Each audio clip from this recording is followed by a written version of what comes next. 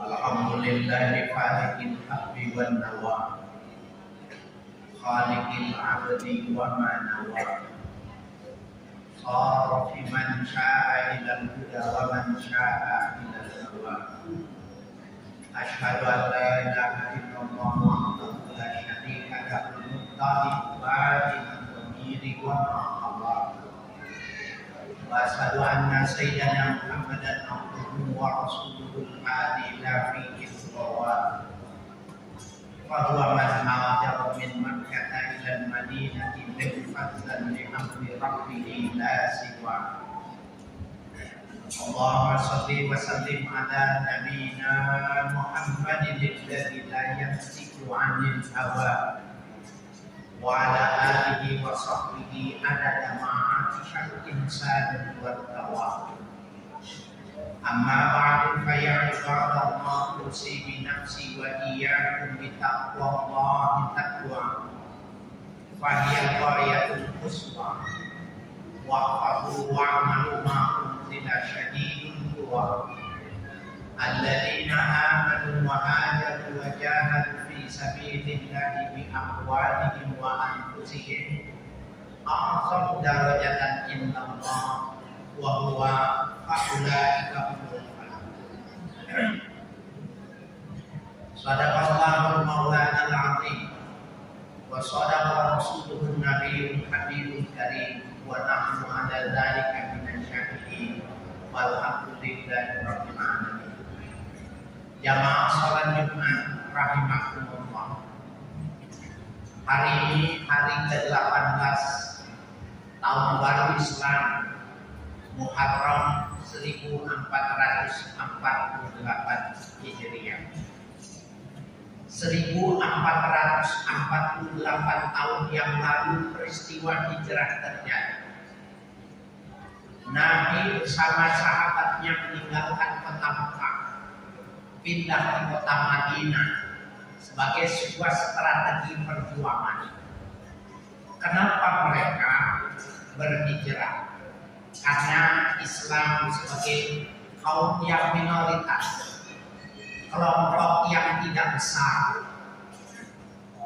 mereka dianiaya, mereka disiksa, dagang tidak diperlakukan secara sportif, dieksploitasi sebagai kemanusiaannya.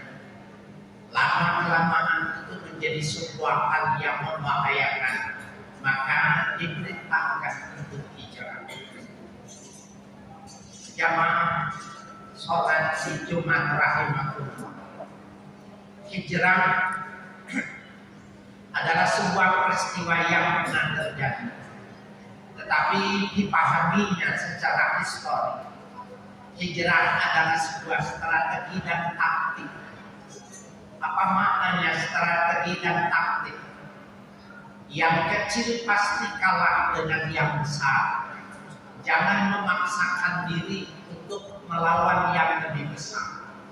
Maka perlu strategi untuk bisa mengalahkan yang besar. Dan ternyata 8 tahun berhijrah di kota Madinah dengan persiapan yang cukup, umat Islam sudah menjadi kekuatan yang besar, menguasai yang lebih canggih dari kekuatan kafir Quraisy pada masa itu. Di tahun ke-8, 8 tahun mempersiapkan strategi, kota Mekah dapat direbut kembali tanpa ada pertumpahan darah. Inilah makna hijrah dalam perspektif hijrah, dalam perspektif sejarah adalah sebuah strategi perang. Pada saat kemenangan itu datang, Rasul Sallallahu Alaihi Wasallam beliau bersabda dalam hadis yang masyhur, la hijrata ba'dal fath. Tidak ada lagi hijrah setelah tahun ini. Tidak ada lagi hijrah, artinya tidak akan ada lagi eksploitasi manusia terhadap manusia. Islam tidak akan ditundukkan oleh siapapun lagi.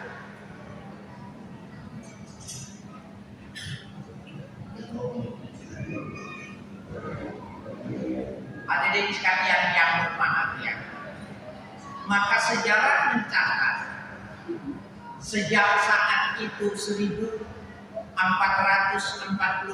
sampai sekarang umat Islam tidak pernah terjadi lagi pemusuhan, eksploitasi, penghancuran, perebutan harta, merampok dari yang dimiliki oleh umat Islam. Sampai saat ini, apa yang diucapkan di dalam hadis sahih bagi masyhur itu tidak pernah terjadi lagi.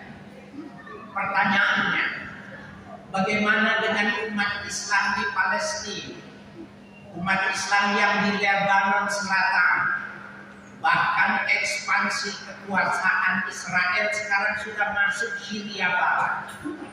Apakah itu tidak berlaku dalam hadis ini? Apakah ada teritorial dalam memaknakan dalam sebuah pengertian hadis? Hadirin sekalian yang berbahagia, untuk memberikan jawaban ini ada sebuah hadis yang sahih pula kedudukannya diriwayatkan oleh Imam Al-Bukhari. Rasul sallallahu alaihi wasallam bersabda, "Al-muhajir man hajara ma nahallahu anhu." Orang yang berhijrah adalah orang yang meninggalkan segala sesuatu yang dilarang oleh Allah Subhanahu wa taala. Hadirin sekalian, konsep ini tidak sama dengan perebutan kekuasaan ketika Fathu Makkah tahun ke-8 Hijriah. Makna yang kedua, hijrah adalah sebuah strategi perbaikan kehidupan. Konsepnya dengan menundukkan diri pada ajaran Allah. Semua yang dilarang, semua yang tidak boleh dilakukan, maka sesungguhnya itu adalah bagian yang sesungguhnya harus ditinggalkan. Jadi hadis yang menjelaskan tentang kota Makkah, la hijrata ba'dal fathi, tidak berlaku bagi negara, bagi bagian sisi-sisi di muka permukaan bumi ini yang tidak termasuk kota Makkah.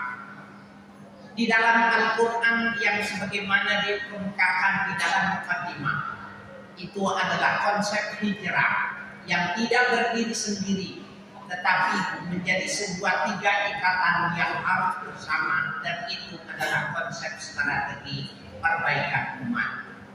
Di dalam surah At-Taubah ayat 20, alladzina amanu wa hajaru wa jahadu fi sabilillah bi amwalihim wa anfusihim a'zamu darajatan indallah.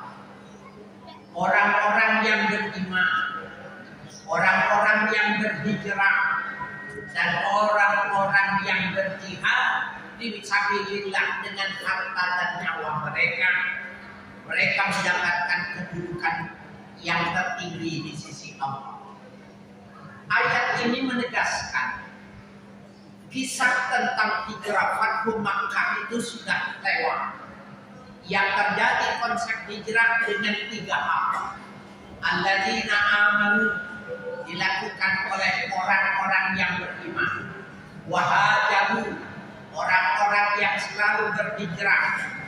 Dan yang ketiga, wajahadu, orang yang selalu melakukan jihad fisabilillah dengan harta maupun nyawa. Hadirin sekalian yang berbahagia, apa yang dimaksud dengan hijrah ketika kondisi sekarang ini di mana kita ingin memperbaiki kehidupan kita? Ulama-ulama membuatkan rumusan hijrah dalam perspektif kontemporer. Mereka mengatakan al-hijratu nafsiyah. Hijrah itu adalah hijratu nafsiyah. Hijrah sekarang ini adalah menghijrahkan cara pandang kita, menghijrahkan mentalitas kita. Wa hijratul fikriyah, hijrah pola pemikiran kita. Wa hijratul qalbiyah, dan hijrah yang dilakukan secara spiritual. Tiga inilah yang mesti kita lakukan sekarang. Yang pertama, hadirin sekalian, apakah mentalitas kita tidak sesuai dengan Al-Quran, dengan hadis, dengan kriteria. Kalau mentalitas kita, ya, an-nafsiyah kita tidak sesuai, maka inilah yang dihijrahkan. Yang kedua, hijratul fikriyah. Apakah pemikiran kita sekarang ini perlu dihijrahkan dengan standar penilaian keislaman.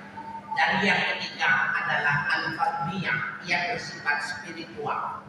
Hadirin sekalian yang berbahagia, apa yang dimaksud dengan jihad? Ulama merumuskan al-jihad wa badlul wus'i fi daf'il a'da. Jihad adalah mengerahkan segala kemampuan dalam menangkal, mencegah pengaruh dari musuh. Nah, musuh dalam hijrah itu tiga: mentalitas, pola pikir, dan spiritual. Apabila tiga hal ini pada diri kita tidak sesuai, maka itulah yang perlu kita lakukan untuk dihijrahkan. Hadirin sekalian yang berbahagia, keterbatasan waktu kita tidak mungkin membahas tiga-tiganya. Salah satu mentalitas yang akan kita hijrahkan adalah yang sifatnya fikriyah. Pemikiran kita sekarang ini lebih banyak terorientasi pada materialisme. Bagaimana orang berupaya untuk mendapatkan harta yang banyak. Karena dengan harta maka dia bisa mendapatkan kebahagiaan. Dan itu 15 abad yang lalu sudah Nabi kasih warning. Inna ma akhwafa ma akhafum ala ummati yuksirul ma. Sesungguhnya yang paling aku takut, yang aku khawatir terhadap umatku nanti, mereka akan menumpuk harta, menimbun harta, memperbanyak harta, ya, fayatahal satu wayang kosimu, maka mereka satu dengan yang lainnya itu bersaing, melahirkan dengki dan ukuran status sosial, wayang tatibu, dan mereka itu saling berebut yang satu dengan yang lainnya. Bapak sekalian, materialisme adalah yang diperangi oleh Nabi. Bahkan Nabi memesan sampai saat ini berlaku sampai kapanpun. Musuh fikriyah, hijratul fikriyah adalah yang terbesar. Karena kita berhadapan dengan pemikiran kita sendiri. Kita coba ambil contoh.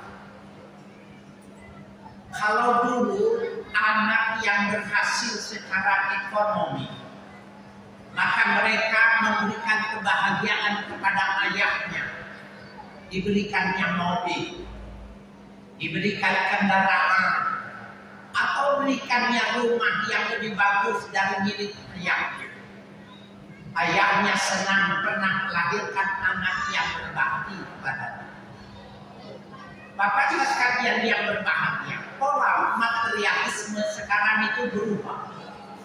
Anak-anak muda yang berhasil secara ekonomi, mereka menghadiahkan ayahnya sertifikat pembelian tanah makam yang mahal, dari mulai 600 juta, bahkan yang bersifat family 3 miliar rupiah. Hadirin sekalian yang berbahagia, memilih makam, membeli tanah untuk makam adalah perintah Nabi. Di dalam salah satu hadis Nabi Sallallahu Alaihi Wasallam dia bersabda, Amarna Rasulullah Sallallahu Alaihi Wasallam an nadfana mautana wasata qaumin salihin. Kita diperintahkan oleh Nabi agar menguburkan jenazah-jenazah orang yang kita cintai di lingkungan orang-orang saleh. Fa'inal amwat yata'azza bil jalisu. Nabi mengatakan karena orang yang di dalam makam akan tersakiti oleh kiri kanannya orang yang tidak bagus. Sahabat bertanya, ya Rasulullah, ayata'adal amwa, apakah orang kalau sudah mati masih bisa tersakiti? Rasul pun berkata, fakadzalikal amwa, begitu juga orang yang mati, ia ta'adzab bijaritsu, dia akan tersakiti oleh tetangga-tetangganya yang buruk. Kamal ahya, sebagaimana orang yang tersakiti semasa hidupnya. Hadirin sekalian yang berbahagia, hadis ini sahih. Hadis ini adalah perintah Nabi, ikhtiarul buqa, mencari kuburan. Masih hidup sudah memilih kuburan, tapi yang melakukan orang non-muslim dengan harga yang mahal. Coba kita datang ke sana, yang 3 miliar, apakah makamnya itu besar? Ternyata yang dimasukkan jenazah itu tanah yang dipergunakan 1 meter kali 2 meter, tidak ada perubahan. Apakah makamnya itu ditanamkan oleh emas berlian? Tidak. Apakah dimasukkan listrik atau AC setengah PK? Tidak. Lalu yang mahalnya apa? Mana yang manfaat kebaktian seorang anak kepada ayahnya apanya? Apalagi kalau hadis ini mengatakan siapa kiri kanannya, siapa yang bisa beli tanah di sana, siapa? Ini adalah pola pikir yang perlu dihijrahkan. Apa sih sebenarnya yang bermanfaat buat orang tua kita yang sudah tua? Kita yang sudah berumur yang bermanfaat, apakah ada manfaatnya kuburan yang bagus? Mesan kuburan yang dibuat dipatri dengan emas? Tidak. Inilah Bapak sekalian sebagai salah satu contoh bahwa hijratul fikriyah, menghijrahkan pola pikir dari hal-hal yang semata-mata materialisme, tidak berkekuatan spiritual, tidak bersifat batiniah, rohiyah, maka yang semacam ini perlu kita hijrahkan. Hadirin sekalian yang berbahagia, kalau harus memilih, maka kita mesti pilih di kiri kanan, depan belakang adalah orang-orang soleh. Itulah yang diajarkan oleh Nabi, itulah yang mesti dilakukan oleh seorang anak untuk kekasihnya, ibu dan ayahnya. Ini adalah bagian sebuah contoh 3 hal saya ingin membuat kesimpulan yang harus dihijrahkan. Yang pertama, hijratul fikriyah, hijrah pemikiran, hijratul nafsiyah, mentalitas. Dan yang ketiga, hijratul qalbiyah atau hijrah spiritual. Panjang bahasannya, maka insya Allah kita dapat inspirasi ketika kita mau mengembangkan dari pola pikir yang bersifat fikriyah. Barakallahu li wa lakum fil Qur'anil 'azim wa nafa'ani wa iyyakum bima fihi minal ayati wa dzikril hakim. Wa taqabbal minni wa minkum tilawatahu innahu was-sami'ul 'alim. Aqulu qawli hadza wa astaghfirullahal 'azim li wa lakum wa lisairil muslimina wal muslimat wal mu'minina wal mu'minat fastaghfiruhu innahu huwal ghafurur rahim. اللهم صل على سيدنا محمد وعلى آله وأصحابه وسلم.